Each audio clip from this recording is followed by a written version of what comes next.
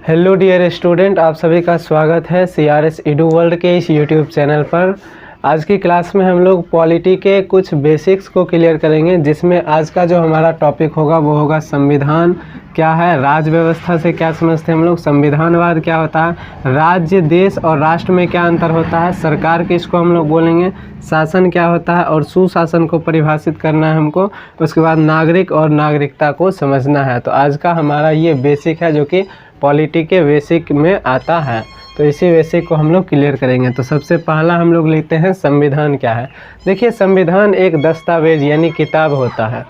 ये संविधान के बारे में कहा जाता है कि ये सर्वोच्च विधिक दस्तावेज होता है, सर्वोच्च विधिक दस्तावेज। पहले इसको समझते हैं। सर्वोच्च का मतलब सबसे ऊंचा, यानी अगर वैल्यू होगा तो सबसे ज़्यादा वैल्यू जिसका होगा वही ना होगा सर्वोच्च। और विधि का मतलब एक ऐसा किताब जिसमें बहुत सारा नियम है कि ऐसे इसको क्या करना है, कैसे क्या करना है, बहुत सारा नियम हो, यानी नियम बहुत सारा जिस किताब में हो तो उसको बोलते हैं विधिक। विधि पॉलिटी में विधि या विधिक या नियम सब एक ही होता है। तो विधिक का मतलब क्या होता है, जिसमें बहुत सारा रूल्स हो, बहुत सारा नियम हो। तो एक ऐसा किताब जिसकी वैल्यू सबसे ज़्यादा हो और जिसमें बहुत सारा रूल्स हो, बहुत सारा नियम हो, उस किताब को यानी उस दस्तावेज को हम लोग क्या बोलते हैं, संविधान बोलते हैं। ठीक है। अब उसमें होता क्या है, उसमें बहुत सारे नियम होते हैं। तो क्या कुछ उसमें रहता है, तो देखिए उसमें रहता क्या है। उसमें सरकार के, जो हमारा सरकार होता है, इसके अंग, इसके क्या कार्य हैं, इसको क्या शक्ति दी जाएगी और उस शक्ति का क्या सीमा होगा, इसका भी उसमें क्या उल्लेख मिलता है। जो हमारा संविधान होता है उसमें सरकार के अंगों, कार्यों, शक्ति और सीमाओं का उल्लेख मिलता है। जैसे कि हमारा जो सरकार है, सरकार के कितने अंग होंगे, 3। ऐसा किसमें है, संविधान में। तो इसके कितने अंग होते हैं, 3। एक होता है कार्यपालिका, एक होता है विधायिका और एक होता है न्यायपालिका। तो सरकार के 3 अंग जो है, ये कार्यपालिका, विधायिका, न्यायपालिका, ये किस में लिखा हुआ है, संविधान में लिखा हुआ है। अब इसका कुछ ना कुछ क्या होगा, कार्य होगा। तो विधायिका या इसी को व्यवस्थापिका भी बोलते हैं या इसी को संसद भी बोला जाता है। तो इसका काम क्या होता है, कानून बनाना। कानून यानी नियम, यानी नीति बनाना। कानून या नीति या नियम बनाना और उस नियम को या कानून को लागू करना किसका काम होता है, तो कार्यपालिका का लागू करना। और इस नियम के अनुसार शासन चल रहा है और उसके अनुसार जो भी न्याय दिया जाता है वो कौन करते हैं, हमारे न्यायपालिका करते हैं। ये क्या होता है, कानून की देखरेख करते हैं। कानून की देखरेख करना, देखरेख करना। तो ये सब क्या हो गए, सरकार के अंग और उन अंगों के ये सब कार्य। अब कार्य के लिए एक शक्ति दिया हुआ जाता है। जैसे कि मान लीजिए आपको दरोगा बना दिया और लाठी लेके इनकाउंटर में भेज दिया, तो आप लाठी लेकर इनकाउंटर करिएगा तो आपको गोली लगना तय है। यानी कहीं ना कहीं आपको उस तरह की शक्ति भी दी जानी चाहिए जिस तरह के कार्य आपको सौंपे गए हैं। तो इसके लिए आपको दरोगा रहते हैं तो आपको बंदूक वगैरह दे दिया जाता है इनकाउंटर के लिए। तो वैसे ही इनको कुछ ना कुछ शक्ति दे दिया जाता है। अब अगर शक्ति मिल जाए तो अपना मनमानी भी कर सकता है। तो उस शक्ति की एक सीमा भी तय करनी है कि अगर आपको दरोगा हैं और आपको हम बंदूक दे दिए तो ऐसा नहीं है कि इधर उधर फायरिंग करते हुए जाइएगा, नहीं। तो उसका एक कोई ना कोई सीमा यानी लिमिट होता है। तो अगर शक्ति दिया है तो उसका क्या सीमा भी होगा, यानी उसकी लिमिटेशन भी होगी। तो यही सरकार के अंगों, कार्यों, शक्ति और सीमाओं का उल्लेख किस में मिलता है, तो हमारा जो सर्वोच्च विधिक दस्तावेज है संविधान, उसमें मिलता है। तो सेकेंड चीज़ ये हो गया। तीसरा, सरकार और जनता के बीच क्या संबंध होगा, सरकार और जनता के बीच क्या संबंध होगा, के बीच संबंध क्या होगा, इसका भी उल्लेख हमारे संविधान में मिलता है। अब हम सरकार और जनता के बीच के संबंध को थोड़ा समझते हैं। देखिए, एक है हमारा सरकार और एक है हमारा कौन, आम जनता।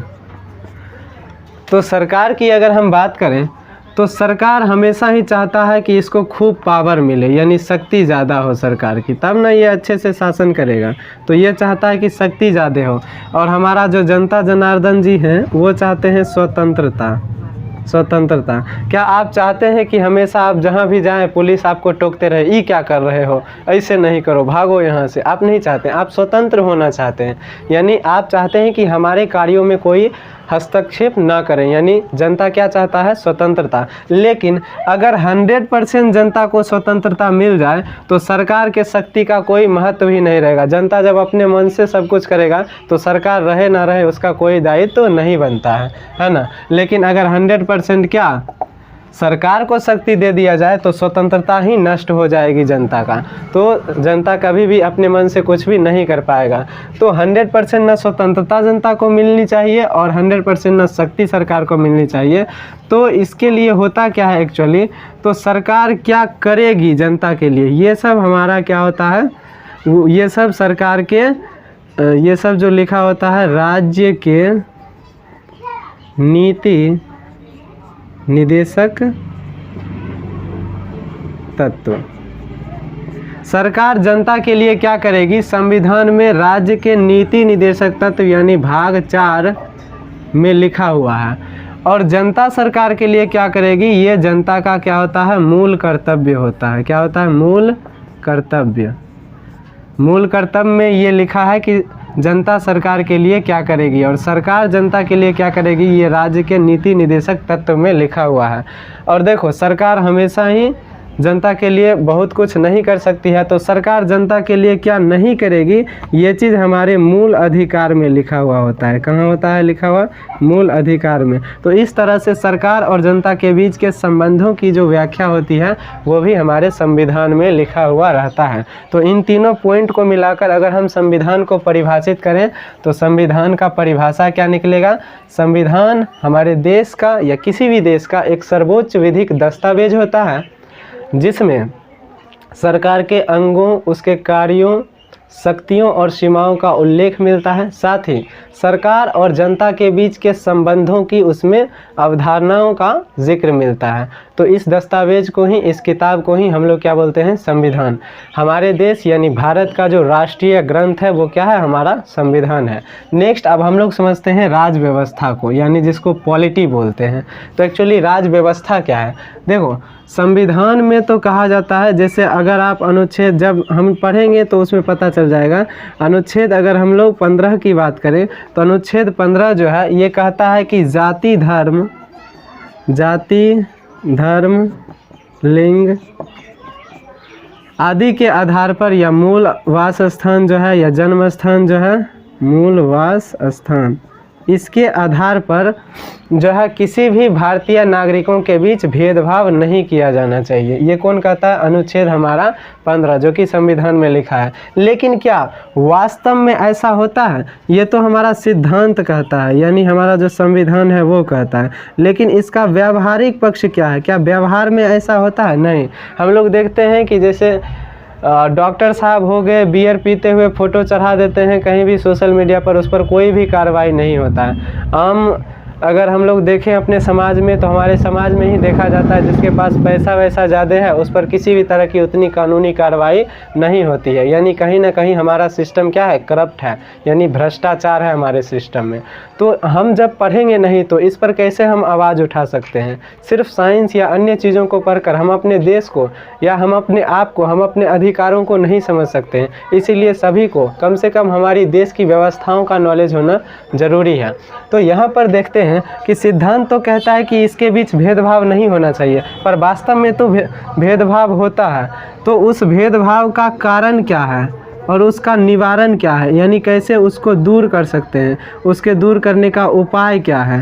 ये जो व्यवहारिक पक्ष है हमारे संविधान का, उसके कारण और उपायों पर जब हम बात करते हैं तो ये व्यवहारिक पक्ष ही हमारा कहलाता है क्या, राज व्यवस्था। यानी सिद्धांत तो कुछ और कहता है लेकिन व्यवहार में वो वैसा नहीं है। व्यवहारिक पक्ष क्या है उसका, वही हमारा क्या है, राज व्यवस्था।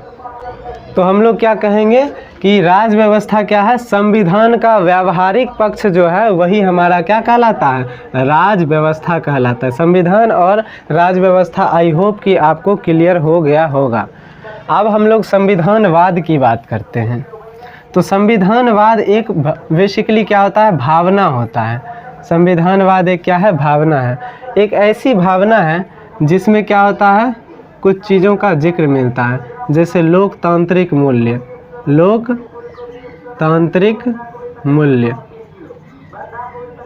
जिसमें लोकतांत्रिक मूल्य जनता के लिए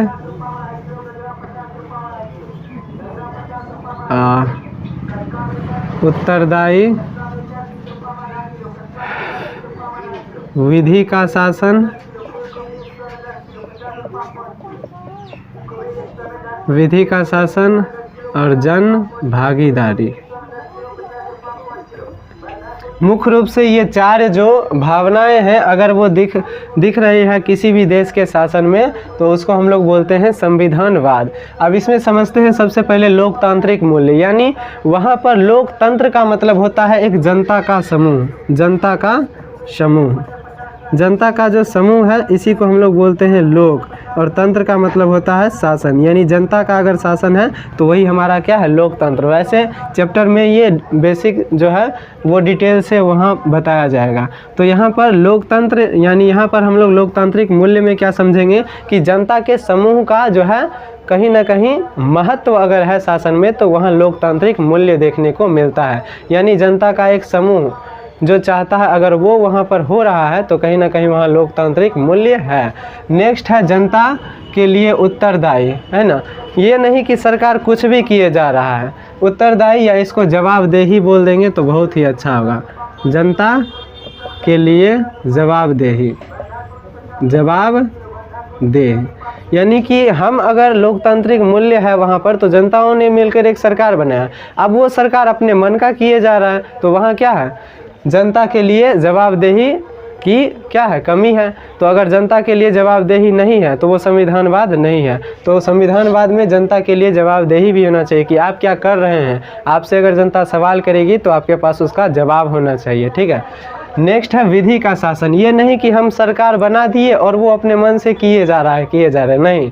विधि का मतलब हमने आपको बताया नियम, यानी एक खास नियम होगा हमारे संविधान में या जिस भी देश में, वहाँ पर एक नियम होगा और उस नियम के दायरे में ही सरकार कुछ करेगी, तो वहाँ पर क्या बोलेंगे हम लोग, विधि का शासन है। यानी सरकार क्या करेगी हमको पहले से पता है, उसके लिए विधि है, उसके लिए क्या है, नियम पहले से तय है। नेक्स्ट है हमारा जन भागीदारी। अब मान लीजिए कुछ सरकार अपने मन से करना चाहती है तो इसके लिए जन भागीदारी का वहाँ होना क्या है, जरूरी है। यानी बहुत सारे जनताओं से उसका मत यानी उसका राय लिया जाएगा और राय लेने के बाद ही हम लोग किसी भी यानी वहाँ की जो सरकार है किसी भी नीति को बनाएगी या लागू करेगी या उसको ख़त्म करेगी। यानी कोई भी चीज़ करना होगा वहाँ पे, कोई भी बिल पास करना होगा तो उसके लिए क्या करेंगे, जनता की राय लेंगे, यानी वोटिंग यानी वोट जो देते हैं हम लोग, जनमत, उसकी महत्व होगी। तो इस चार तरह की अगर भावनाएं मिल रही है तो कहेंगे वहाँ पर क्या है, संविधानवाद है। तो संविधानवाद और कुछ भी नहीं है, बस एक भावना है। अब देखिए संविधान के बिना भी संविधानवाद हो सकता है, ऐसा ज़रूरी नहीं है। अगर संविधान नहीं भी है और ये सारे गुण वहाँ पर हैं, वहाँ की सरकार क्या है, लोकतांत्रिक मूल्यों पर आधारित है, वहाँ का सरकार जनता के लिए जवाबदेही है, वहाँ विधि का शासन और जन भागीदारी जैसे तत्व मौजूद हैं, तो वहाँ पर क्या है, संविधानवाद है। तो ऐसा एक देश है क्या, ब्रिटेन। क्या है, ब्रिटेन। तो ब्रिटेन में कोई लिखित संविधान नहीं है पर फिर भी वहाँ पर संविधानवाद है। और ऐसा भी हो सकता है कि कहीं पर संविधान हो किंतु संविधानवाद ना हो, यानी संविधान तो है लेकिन ये सारा तत्व नहीं है। तो ऐसा एक देश है क्या, उत्तर कोरिया। मोटू किम जोंग, वो अपने मन का ही करता है, सबको पता है, जैसा वो चाहता है वैसा करता है। तो वहाँ विधि का शासन नहीं है, यानी उसके लिए क्या कुछ करना है वो कहीं भी तय नहीं है, तो वहाँ विधि का शासन नहीं है। तो उत्तर कोरिया क्या हो जाएगा, ऐसे देश का उदाहरण हो जाएगा जहाँ संविधान है लेकिन संविधानवाद नहीं है। नेक्स्ट अब हमारा जो टॉपिक है राज्य, देश और राष्ट्र, इसमें अंतर हम लोग स्पष्ट करते हैं। देखिए एक ही भूभाग है, जब हम इसको राजनीतिक दृष्टि से देखते हैं, किस दृष्टि से, राजनीतिक दृष्टि से, तो राजनीतिक दृष्टि से जब हम किसी भूभाग को देखते हैं तो वो हमारा राज्य कहलाता है। जब इसी भूभाग को हम लोग भौगोलिक दृष्टि से देखते हैं, भौगोलिक का मतलब होता है कि उसकी क्या सीमा है। जैसे बिहार राज्य हम बना दिए तो ये इसकी सीमा है, इसके अंदर क्या कुछ है। जब वो सब हम लोग देखते हैं यानी वहाँ की भूभाग ये सब जब हम लोग देखते हैं तो वह है भौगोलिक। तो राजनीतिक दृष्टि से जब किसी भूभाग को हम लोग देखते हैं, किसी ज़मीन के टुकड़े को, तो उसको क्या बोलते हैं, राज्य। और जब वहाँ पर हम लोग भौगोलिक दृष्टि से देखते हैं तो उसको बोलते हैं क्या, देश। और जब उसी को सामाजिक और सांस्कृतिक दृष्टि से जब उसको हम लोग देखते हैं यानी वहाँ के रहन सहन, वेशभूषा, पहनावा, रीति रिवाज जो है उसके आधार पर अगर हम उस भूभाग को देखते हैं तो वो हमारा क्या कहलाता है, राष्ट्र कहलाता है। तो अब देखिए यहाँ पर थोड़ा सा राजनीतिक को समझना हमारे लिए इम्पॉर्टेंट है, धीरे धीरे करके हम सब कुछ समझेंगे। तो वास्तव में भौगोलिक का मतलब आपको बॉर्डर वाला याद रखना है कि जो हमारा बॉर्डर तय है वो कहीं ना कहीं हमारे भौगोलिक सीमाओं का उल्लेख करता है। हमने देखा कि जो राजनीतिक दृष्टि से हम लोग भूभाग को देखते हैं तो वो हमारा राज्य कहलाता है, और जब भौगोलिक दृष्टि से देखते हैं तो देश कहलाता है, और जब सामाजिक और सांस्कृतिक दृष्टि से देखते हैं तो वो राष्ट्र कहलाता है। अब यहाँ ध्यान देने वाली बात यह है, राज्य के बारे में हम लोग देखते हैं थोड़ा विस्तार से।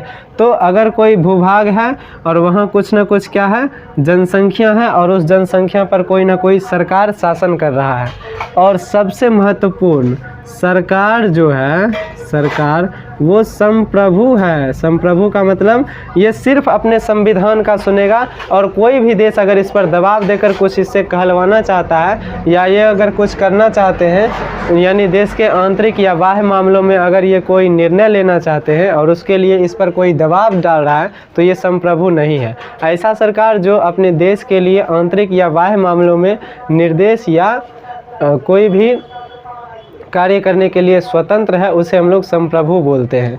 तो अगर सरकार संप्रभु है, कोई भूभाग है, इसकी कुछ ना कुछ जनसंख्या है, तो यही सब हो गया इसका राजनीतिक दृष्टि, और तब हम इसको क्या बोलेंगे, राज्य। तो इस दृष्टि से हम लोग बिहार, यूपी जो बोलते हैं, बिहार, उत्तर प्रदेश, ये सब राज्य नहीं है, ये सब वास्तविक राज्य नहीं है।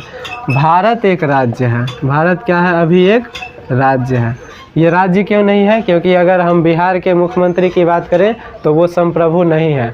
वो ऐसा नहीं है कि अपने मन से कुछ भी कर लेगा, उसके ऊपर किसका, हमारी देश का जो सरकार है यानी प्रधानमंत्री, उसका दबाव है, तो वो संप्रभु नहीं है। जबकि प्रधानमंत्री के ऊपर किसी अन्य देश के प्रधानमंत्री या राष्ट्रपति का दबाव नहीं है, तो हमारा प्रधानमंत्री क्या है, संप्रभु है। इसलिए भारत एक राज्य है, न कि बिहार। बिहार वास्तव में एक राज्य नहीं है। अब आम भाषा में हम उसको राज्य की श्रेणी में रखते हैं। नेक्स्ट अब हम लोग देखते हैं, ये तो देख लिए राज्य, देश और भौगोलिक। देखो इसीलिए हमारे संविधान में या मूल कर्तव्य में क्या लिखा हुआ है, वहाँ लिखा हुआ है देश की रक्षा करें, देश की रक्षा करें और राष्ट्र की सेवा करें, राष्ट्र की सेवा करें। वास्तव में राष्ट्र क्या है, सामाजिक और सांस्कृतिक मूल्य, यानी यहाँ भावना की बात होती है। जैसे राष्ट्रवाद, तो हम लोग कहते हैं ना, बिहारी हो, यूपी वाला हो, कोई भी, हम लोग बड़े शान से कहते हैं कि हम लोग क्या हैं, भारतीय हैं। यानी कहीं ना कहीं एक भावना है, एक संस्कृति, एक लगाव है हमारे देश से, तो वो क्या है, हमारा राष्ट्रवाद है। राष्ट्रवाद क्या होता है ये आप समझ ही रहे हैं। राष्ट्र के बारे में जब हम लोग सोचते हैं तो राष्ट्र की सेवा करना है और देश की रक्षा। देश यानी क्या, भौगोलिक दृष्टि, यानी बॉर्डर वाले क्षेत्र की बात कर रहे हैं, तो बॉर्डर पर रह के हम लोग अपने देश की सीमाओं की रक्षा करते हैं। वहाँ पर हमारे जो वीर जवान हैं वो अपने प्राणों की आहुति भी देकर स्वतंत्र मतलब शहीद हो जाते हैं। तो ये सब भी हमारे देश की रक्षा करते हैं, यानी भौगोलिक की बात कर रहा है, और राष्ट्र की सेवा करते हैं यानी सामाजिक और सांस्कृतिक भावना की बात कर रहा है। और अगर राजनीतिक दृष्टि से सरकार वगैरह की बात करता है तो उसको हम लोग क्या बोलते हैं, राज्य। अब यहाँ सरकार को अगर हमको परिभाषित करना होगा तो क्या कहेंगे, किसी राज्य को चलाने वाली संस्था। संस्था का मतलब आदमी या आदमियों का जो समूह है, यानी सरकार मतलब ऐसा चीज़ जो राज्य को चलाता है उसको हम लोग क्या बोलते हैं, सरकार। तो ऐसी संस्था जो राज्य को चलाए, राज्य को चलाता है, उसको नियमित करता है, उसको नियंत्रित करता है, उसको हम लोग क्या बोलते हैं, सरकार। अब सरकार के कार्य करने के तरीके जो हैं, कार्य करने के तरीके कि वो किस तरीके से काम कर रहा है, वो हमारा क्या कहलाता है, शासन। अगर अच्छे से काम कर रहा है तो हम लोग कहते हैं सुशासन है, अच्छा व्यवस्था है। और अगर ख़राब से करता है तो कहते हैं इस सरकार का शासन क्या है, बहुत ही ख़राब है। अब सुशासन की अगर हम लोग बात करते हैं तो सुशासन का मतलब है कि सरकार जो है हमारा, सरकार का आकार और क्षमता भले ही कम हो, आकार और शक्ति कम हो, लेकिन फिर भी जन कल्याण के लिए यानी जनता के लिए, जन कल्याण के लिए अगर वो ज़्यादा से ज़्यादा काम कर रहा है तो उसको बोलते हैं सुशासन, यानी कि मिनिमम गवर्नमेंट और मैक्सिमम गवर्नेंस, यानी सरकार का जो है आकार या शक्ति वो कम है, लेकिन गवर्नेंस यानी शासन जो है वो उत्तम है, यानी वो जनता के लिए बहुत ही अच्छा काम कर रहे हैं, बहुत ज़्यादा काम कर रहे हैं। तो इस तरह का जो शासन है वो क्या कहलाता है? सुशासन कहलाता है। अब हम लोग समझते हैं नागरिक और नागरिकता के बारे में। नागरिक और नागरिकता,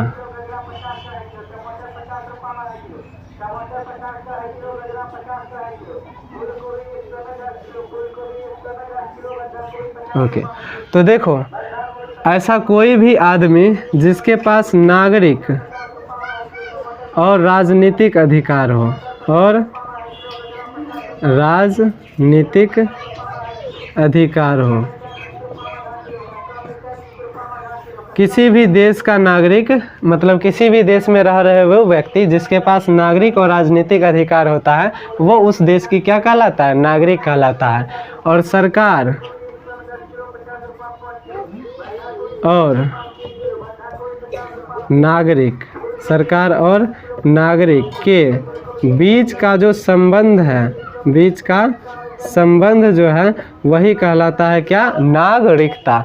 अब देखो, नागरिक और अधिकार, नागरिक और राजनीतिक अधिकार का क्या मतलब? नागरिक का मतलब है कि उस देश में रह रहे जो लोग हैं उसके लिए कुछ ना कुछ नियम होता है, कुछ ना कुछ अधिकार उसको दिए जाते हैं, वो कहलाता है नागरिक अधिकार। और राजनीतिक अधिकार का मतलब है कि उस देश की सरकार में, जैसे हमारे देश में अगर कोई भी व्यक्ति है उसका 35 साल उम्र हो गया है, यानी कुछ एक क्राइटेरिया होता है, अगर योग्यता है तो कोई भी व्यक्ति हो उस देश का, वो राष्ट्रपति या प्रधानमंत्री, जो भी राजनीतिक पद है, राष्ट्रपति, मुख्यमंत्री, विधायक, ये सब का क्या चुनाव लड़ सकता है। तो ये अधिकार अगर आपको है, यानी चुनाव लड़ने का अगर अधिकार आपके पास है, तो आपके पास कौन सा अधिकार है? राजनीतिक अधिकार। अगर आपको वोट देने का अधिकार है तो कौन सा अधिकार है? राजनीतिक अधिकार, है ना। तो ये सब हमारे राजनीतिक अधिकार हो गए। अगर इस देश में बहुत सारे चीज़ों का लाभ आपको मिल रहा है, APL BPL जो भी हैं आप, तो ये सब आपके नागरिक अधिकार हैं।